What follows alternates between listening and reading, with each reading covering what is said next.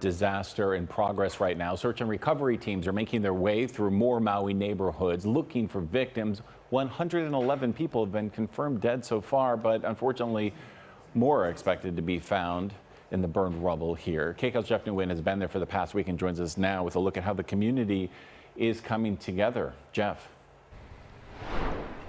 Ross and Amy, right behind us is a donation center, and to give you a better understanding of the need here, let me go ahead and explain the layouts. So on this side of us, you can see this is where people can pick up whatever it is that they need. They can stay in their car, and then volunteers will actually deliver it to their cars for them. We're going to go ahead and pan the camera in this direction, and on this side, this is where people can drop off their donations. You can see the traffic flow here much lighter, and the difference is about 1 and 9.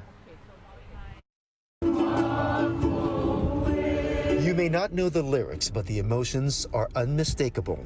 Community members from Lahaina standing together following the deadly wildfires on Maui. Shannon E.E. worked at a school which was not in session when the flames ripped through the historic town. That day, because of the high winds, school was canceled for the day. And so a lot of kids were home, and some of them were home by themselves because parents have to work. Multiple containers are parked outside the Maui Forensics Office as the coroners work to identify the remains of the victims. A lot of the remains that we're finding are almost unrecognizable. One organization helping survivors is King's Cathedral Church in Kahului, providing shelter and basic needs for people who've lost everything. We started with just one room, and now we had such an overwhelming response with donations that is pretty much taken over all of our rooms here at the church that we have free space in. The church says even some people who lost their homes are volunteering, wanting to do their part. I'm just so grateful to be a part of a culture and of an island that wants to support each other.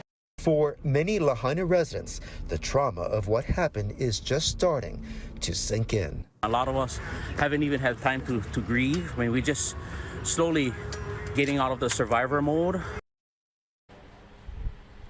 And right now, housing is greatly needed. FEMA says that it has paid out about $1.6 million in rental assistance to shelter people who've been displaced by the fire. Those folks are currently staying in hotels and motels. Ross and Amy, we'll send it back to you. And Jeff, you told us about that school that burned down and all the schools. What's the situation as far as children being educated in the short term? What are they doing?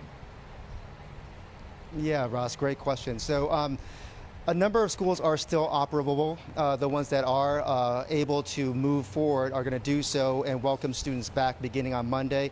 The schedule for students' return is going to be a little bit staggered so that they can basically clean down the schools. You know, we've been on the air with you talking about how there are a lot of toxins in the area, so they have to kind of do the remediation.